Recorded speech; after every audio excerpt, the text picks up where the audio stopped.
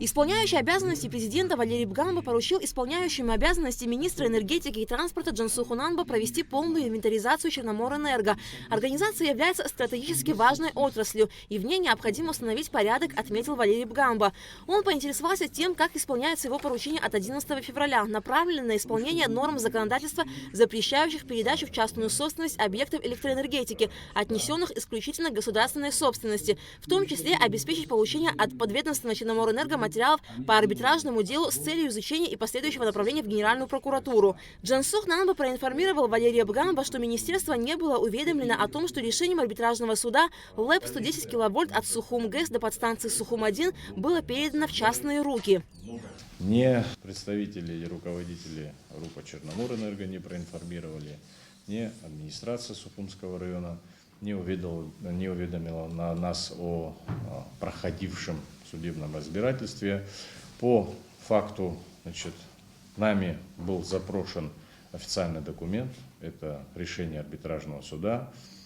По факту получения этого решения мы запросили все документы, имеющие отношение к этому судебному разбирательству, и в ближайшее время ожидаем ответы на все запросы.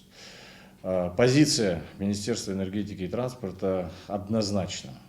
Линия электропередач 110 киловольт является частью, безусловно, передающих сетей и, согласно закону об электроэнергетике, должна являться государственной собственностью. Закон не позволяет каких-либо альтернатив в части собственников подобного объекта электроэнергетики. Мы, наверное, знаем, что это Сухум-ГЭС, она еще и в советское время была в единой системе энергоснабжения Абхазии и, конечно же, являлась государственной собственностью. Понятно, что, наверное, были повреждения, наверное, какой-то ремонт был произведен, но это не означает, что оно должно было перейти в частную собственность. Тем не менее, выступая на суде, насколько я знаю, главный инженер, насколько правильно информирован, сказал, что это отношение не имеет никакого вот эта линия к передающим линиям. Насколько это он прав? Джансух Нанба рассказал, что Министерство энергетики и транспорта направило запрос на предоставление письменного объяснения о позиции Черноморэнерго в данном судебном разбирательстве. После получения документов будут приниматься меры дисциплинарного взыскания в отношении руководителей предприятия. Валерий Бганба поинтересовался о правовом статусе Сухум-ГЭСа. Джансух Нанба проинформировал, что подстанция является государственной собственностью, находится в хозяйственном ведении Черноморэнерго и была передана в аренду в 2012 году сроком на 25 лет. Валерий Бганба поинтересовался и о судьбе высоковольтной линии Кавкасионе, которая проходит через территорию Абхазии. Вы помните нашу эту историю с Кавкасионе? Да. Но в конце концов, слава богу, выяснили, что он находится в нашем балансе, как будто все нормально. Но оказалось, что там не все нормально. Там, оказывается, грузинская сторона каким-то образом, опять же, я не знаю, кто был в курсе, кто не был в курсе, к сожалению, они сделали отвод. И сегодня мы не имеем отвод в подстанцию вновь построенную на территории Грузии. Сегодня практически не имеем возможности даже смотреть, какой переток по этой линии идет.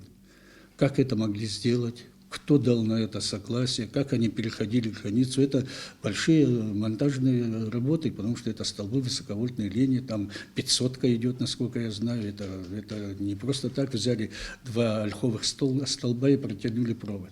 Какие эти работы шли? Когда они шли? Как получилось, что как будто на нашем балансе, без ведома нашего, она уходит практически от контроля с нашей стороны. Мы пытаемся более детально разбираться в этом, но, к сожалению, источников информации, официальных источников информации у нас нет.